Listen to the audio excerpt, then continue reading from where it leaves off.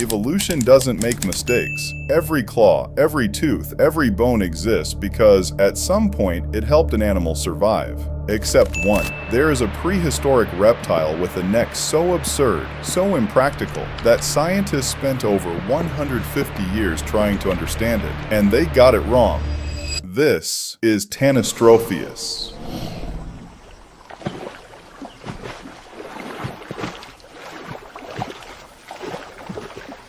And the more science looked at it, the less it made sense.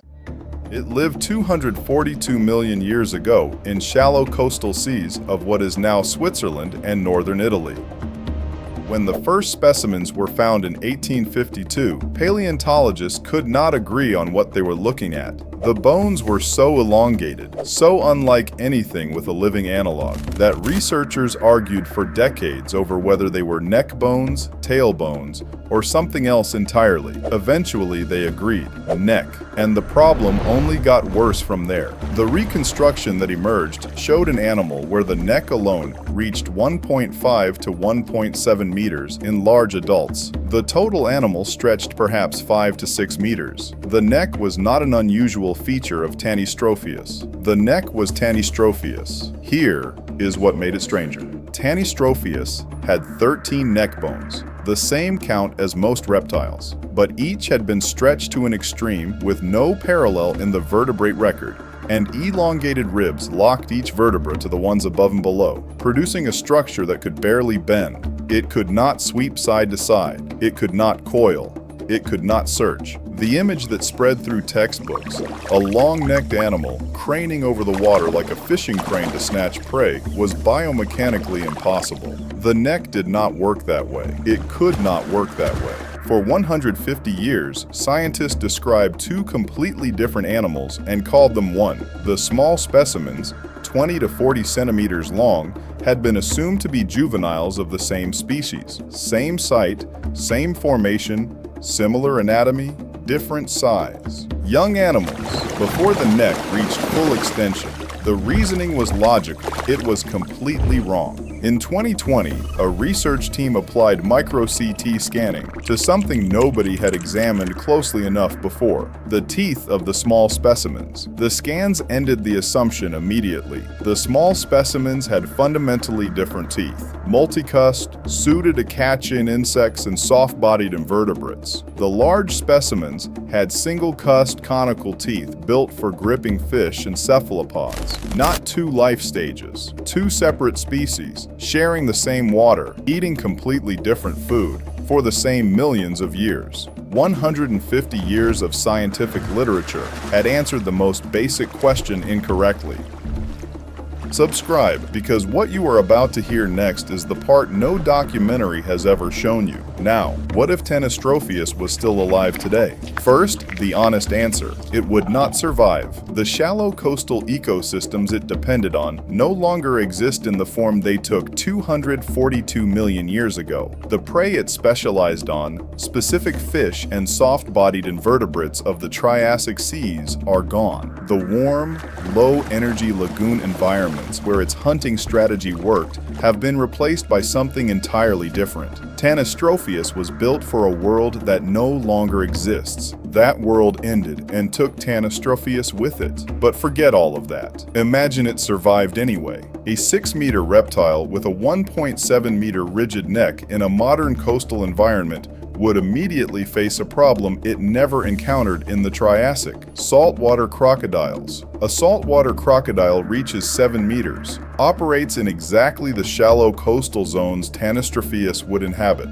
and specializes in ambushing large prey at the waterline. Tanystropheus hunts by holding its neck still and waiting. The crocodile hunts by holding its entire body still and waiting. These are two ambush predators in the same shallow water. The crocodile is faster, more maneuverable, and its jaws close on soft tissue rather than a rigid shell. The neck of Tanystropheus, that long, barely bending structure, becomes a liability the moment the crocodile gets purchase on it. Tanystropheus loses. But now put it somewhere the crocodile is not. Open coastal reef flats, tidal shallows, places where water is clear and still and fish are predictable. That rigid neck neck, which looks broken on land, becomes something different in calm water. It holds position against gentle current with no muscular effort. The head can be placed at an exact depth and held there indefinitely. No modern coastal predator hunts this way at this scale. A 6-meter animal that does not move, whose neck is invisible against the water column, whose head appears from nowhere at striking distance. Modern fish have no evolutionary memory of this. They have never encountered this body plan. They would not recognize the threat until the head was already moving. And the intelligence. Tanystropheus was a reptile, but a Triassic reptile operating in a complex ecosystem with competing predators and varied prey. Animals that survive 30 million years in one ecological niche are not surviving on luck. They are surviving on precision. In today's coastal waters, with today's fish populations, that precision would be applied to prey that has never learned to fear a neck that long. The ambush would work. It would work consistently. That raises the question every apex body plan eventually faces. Not how it survived, how it matched up. Tanystropheus versus a modern great blue heron, the closest functional analog in today's world. A long-necked ambush predator hunting in shallow water, reaching about 1.2 meters in height. The heron strikes fast and accurately from a standing position. Tanystropheus at 6 meters, neck extended, head at water level, covers more than twice the strike range of any heron alive. The heron is not competition. It is irrelevant. Tanystropheus versus Nothosaurus, a Triassic marine reptile it actually shared water with, reaching around 4 meters. Built for active pursuit in open water, Nothosaurus is faster and more maneuverable, but Tanystropheus does not chase. It waits. In open water, Nothosaurus has the advantage. In the shallows where Tanystropheus actually hunted, the ambush at close range changes the math. The neck delivers the head at a speed and angle Nothosaurus was not designed to expect. This one is close. Tanystropheus wins in its own habitat. Tanystropheus versus a modern Komodo dragon, the largest living lizard, reaching 3 meters with a venomous bite and powerful claws, hunting on land and in shallow water. On land, Tanystropheus is outmatched. Its legs were not built for terrestrial pursuit.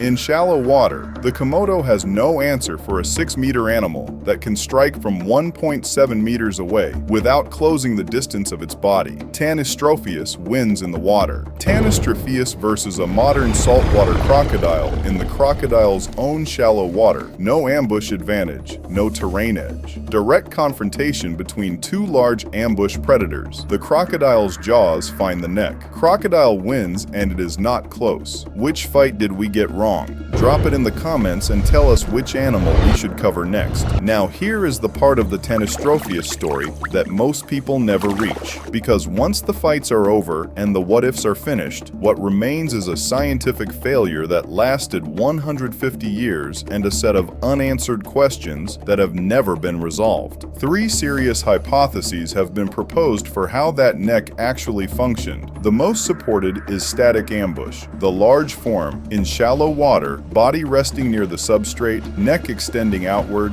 head positioned at striking distance, completely still, not searching. When prey came within range, a short, rapid forward motion of the head closed the distance. The stiffness becomes an advantage. A rigid structure holds position without constant muscular effort. The animal could wait for extended periods using minimal energy. What this does not explain is the length. If a short forward strike is the mechanism, why does the neck need to be 1.5 meters long? The length still feels excessive for the proposed strategy. A second theory involves sexual selection. Extreme morphological features are sometimes maintained not because they improve survival directly, but because they signal fitness to potential mates. Only a genuinely healthy individual can carry a structure this costly. There is no direct fossil evidence for this, but the 30 million year persistence of the structure at real biomechanical cost is exactly the pattern sexual selection produces. A third possibility is that rigidity was a specific advantage in moving water. A rigid neck holds position against current. A flexible one drifts.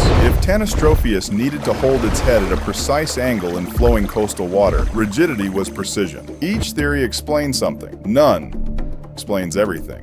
Tanystropheus is gone. The lineage ended somewhere in the Triassic, leaving no descendants. Highly specialized animals suffer when the conditions that made their specialization useful shift. The stiff neck was a perfect tool for one specific ecological context. When that context changed, there was nowhere for the lineage to go. The methods that cracked the Tanystropheus problem, micro-CT scanning and stable isotope analysis, are now being applied to thousands of specimens in museum collections worldwide. Old fossils, already described animals, creatures we thought we understood. The 2020 study found 150 years of misclassification in teeth too small to see without a scanner. What is waiting in specimens, not yet examined that carefully, is unknown.